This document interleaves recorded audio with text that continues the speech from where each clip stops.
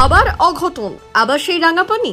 কাঞ্চনজঙ্ঘা দুর্ঘটনা 1.5 মাসের মধ্যে লাইনচ্যুত মালগাড়ি, আবার সেই ফাঁসি দেওয়ার রাঙাপানি, আবার ট্রেন দুর্ঘটনা। কাঞ্চনজঙ্ঘা এক্সপ্রেস দুর্ঘটনা 1.5 মাসের মধ্যে এবার একটি মালগাড়ি লাইনচ্যুত হলো। এই দুর্ঘটনায় হতাহতের কোনো খবর নেই, তবে আপাতত ওই লাইনের ট্রেন পরিষেবা বন্ধ রয়েছে। স্থানীয় সূত্রে খবর, বুধবার সকালে তেল বোঝাই একটি মালগাড়ি নিউ জলপাইগুড়ি স্টেশনের অদূরে রাঙাপানি এলাকায় লাইনচ্যুত হয়। দুটি ওয়াগন রেল লাইন থেকে নিচে নেমে যায়। বড় কোনো ক্ষয়ক্ষতির খবর মেলেনি, হতাহতেরও খবর নেই। কিন্তু 1.5 মাস আগে ওই জায়গায় কাঞ্চনজঙ্ঘা এক্সপ্রেস দুর্ঘটনা এবং মঙ্গলবার ঝাড়খণ্ডে হাওড়া মুম্বাই মেলের দুর্ঘটনার প্রেক্ষিতে এই বেলাইনের ঘটনা তাৎপর্যপূর্ণ। রেল সূত্রের খবর, ইতিমধ্যেই মালগাড়িটিকে সরিয়ে রেল লাইন সারানোর কাজে হাত লাগানো হয়েছে, তবে ওই লাইনে ট্রেন চলাচল আপাতত বন্ধ রাখা হয়েছে।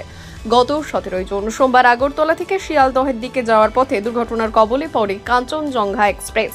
নিউ জলপাইগুড়ি স্টেশন থেকে সোমবার সকালে নির্ধারিত সময়েই রওনা দিয়েছিল দূরপাল্লার ট্রেনটি। ফাঁসি দেওয়ার রাঙাপানি স্টেশনের কাছে আচমকায় ওই ট্রেনটিকে পেছন দিক থেকে একটি মালগাড়ি এসে ধাক্কা মারে। কাঞ্চনজঙ্ঘা এক্সপ্রেসের 4টি কামরা লাইনচ্যুত হয়, তার মধ্যে অন্তত 2টি কামরা মালবাহী ট্রেনের। ওই ঘটনায় 10 জনের মৃত্যু হয়। মৃতদের মধ্যে ছিলেন মালগাড়ির চালকও, আহত 41 জনের বেশি।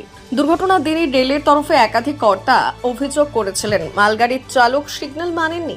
রেলকর্মীদের একাংশের দাবি যে কাগজে সিগন্যাল রাঙাপানি স্টেশনের স্টেশন মাস্টার দিয়েছিলেন, মালগাড়ির চালককে সেখানে গতিবেগ নিয়ন্ত্রণের কথা লেখা ছিল না।